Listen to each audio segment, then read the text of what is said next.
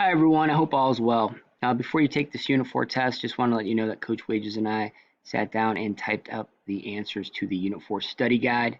So before you take this test, I just want to take a quick 5-minute last minute review for this test. I know we did spend a good amount of time in class on Tuesday reviewing for the test, but let me just hit over two important things that I know you'll see are the types of unemployment, and then I want to cover the difference between cost push inflation and demand pull inflation.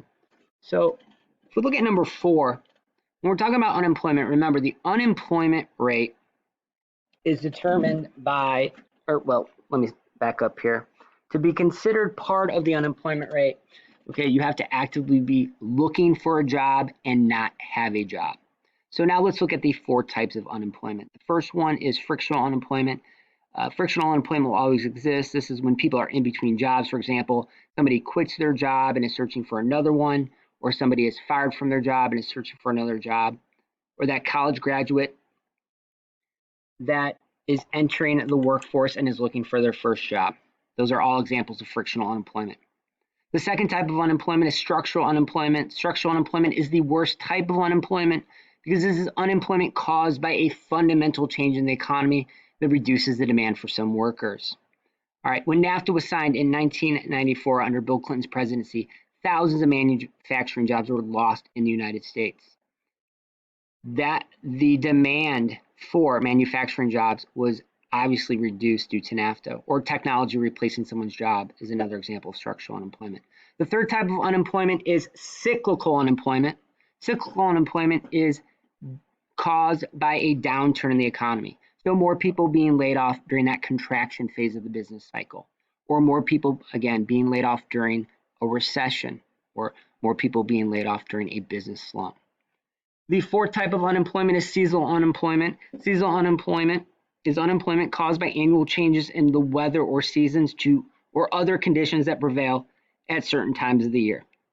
So example of seasonal unemployment would be a construction worker in Minnesota during the winter months that becomes unemployed during the winter, or a lifeguard during the winter.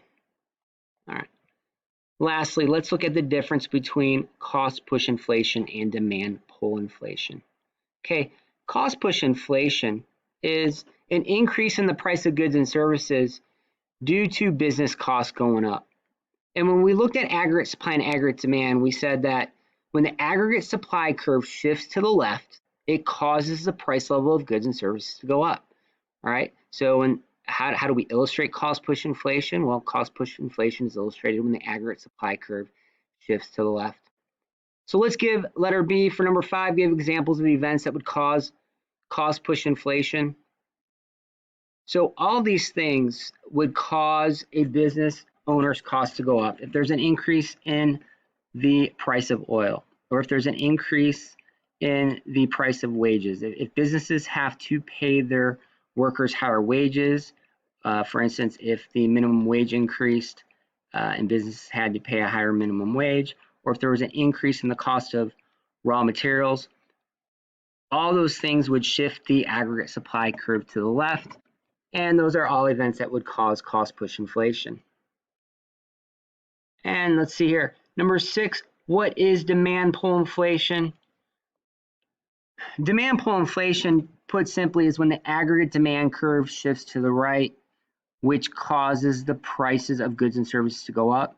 So let's make this real simple. Whenever we see an increase in spending by any sector of our economy, that can lead to demand pull inflation. If we see consumers, if their spending increases, or businesses increase their spending, or the government increases their spending, or foreign countries start buying more of our stuff, these would all lead to demand pull inflation. Letter B, give examples of events that would cause demand pull inflation. Well, again, if I could define demand pull inflation, it would be when the aggregate demand curve exceeds aggregate supply. Or again, when consumers increase their spending, or put that in other words, when consumers are purchasing goods and services at a faster rate than production. All right. If you have any other questions, just let me know. You'll see that I'll have the Microsoft Teams meetings. That those will be posted on It's Learning. But best of luck on the test. I think you guys are going to do great. All right. Have a great day.